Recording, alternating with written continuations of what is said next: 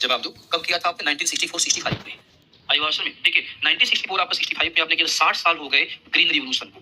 कितने साल हो गए? 60 साल। क्या इन 60 सालों में, क्या इन 60 सालों में आपके आते आते आज भी हमारे इंडिया के हर फर्टिलाइजर्स की रीच है? नहीं है रीच। क्या हर फार्मर को उसके नीड के अकॉर्डिंग केमिकल फर्टिलाइजर्स मिल पाता है?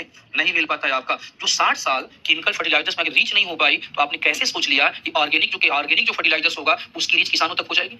सोचा कैसे आपने? आयुवासन में। और केमिकल फर्टिलाइजर्स के कंपैरिजन में ऑर्गेनिक फर्टिलाइजर तो कॉस्टली होगा ना? क्या होगा? कॉस्टली होगा। तो पॉइंट नंबर 1 समझ, लेकिन सुनो, आगे हम क्या करेंगे? आपका ग्रीन मेन्योर यूज कर रहे हैं। क्या यूज करें? Green manure. हम गोबर का यूज करें। आप क्या लगता है गोबर का यूज करना इतना आसान है क्या कि गाय भैंस ने गोबर दिया जाए खेत में फेंक दो तुरंत? नहीं होता है ऐसा। स्टोर करना पड़ता है। क्या करना पड़ता है? स्टोर करना पड़ता है। मैटर इज दैट आज गोबर स्टोर करना कौन चाहता है? मैटर तो यही है आपका, कुछ नहीं है आपका। जितने लोग यहाँ पे हो, आपका एक जमाना हुआ करता था, बचपन में क्या कहते, जमाना हुआ करता था जब लोगों के पास तो क्या कहते हैं, रसोई गैस नहीं था, तो गोबर को स्टोर करते थे और उससे उपलाय गोईठा बनाते थे। आज तो सबके पास क्या है? सबके पास क्या है? आपके पास रसोई गैस है, सबके पास आपका लाइट आ गई है, तो इलेक्ट्रिक हीटर का यूज कर लेता है। अब गोबर को स्टोर क्यों करेगा? गोबर को स्टोर करने में, उसको रखने में, लेकर के जाने में मेहनत लगता है। ठीक है। और आज का जो किसान है, आज का जो युवा है, वो मेहनत करना नहीं चाहता है। उसे लगता है, उसे ऐसा उसका मानना है, बिना कुछ किए सब कुछ मिल जाए।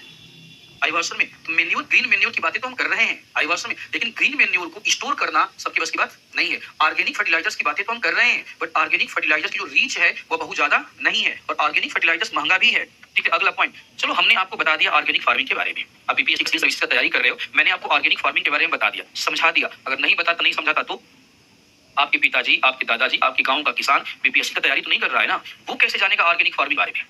कैसे पता चलेगा कि जैविक कृषि क्या है, ऑर्गेनिक फार्मिंग क्या है? आप बीपीएससी की तैयारी अगर नहीं करते, सिविल सर्विस की तैयारी आप नहीं करते, बीए पढ़ रहे होते, एमए पढ़ रहे होते, शायद आपको ऑर्गेनिक फार्मिंग के बारे में पता नहीं चलता। आई भाषा में आप प्रिपरेशन सिविल सर्विस से कर रहे हो, सिलेबस में है तो पढ़ाया जा रहा है, और सिलेबस में नहीं होता तो नहीं पढ़ाया जाता। आई भाषा में तो फिर आपको भी पता नहीं चलता, जो लोग लिखे लोग आपको नहीं पता है, तो आप कैसे उम्मीद कर सकते हो जो हमारा किसान है, जो हमारा फार्मर्स है, उसको कैसे ऑर्गेनिक फार्मिंग के बारे में पता होगा? सरकार को देखो, हर सरकार को अपना सिलेबस चेंज करना चाहिए, और क्लास 5 के बाद क्लास 6 से लेकर के क्लास 12 तक आपका हर विद्यार्थी को एग्रीकल्चर एज ए सब्जेक्ट पढ़ाना चाहिए। अभिभाषण में हर विद्यार्थी को क्लास 6 से लेकर के क्लास 12 तक, एक जैसे क्लास 6 से लेकर क्लास 12 तक एक परमानेंट सब्जेक्ट आपका हिंदी होता है। हिंदी सबको पढ़ना ही पढ़ना है। उसी तरह से एग्रीकल्चर को मेंशन करो, मैंडेटरी बनाओ, यानी एग्रीकल्चर पढ़ना भी क्या है, जरूरी है। तो 12वीं क्लास के बाद हमारा यंग जब होगा, तो शायद वो बीएससी अगर करे एग्रीकल्चर में कर ले। किसमें कर ले? एग्रीकल्चर में कर ले। इंजीनियरिंग करना जाए, बीएससी करने जाए, आपको एक सब्जेक्ट एग्रीकल्चर को चूज कर ले।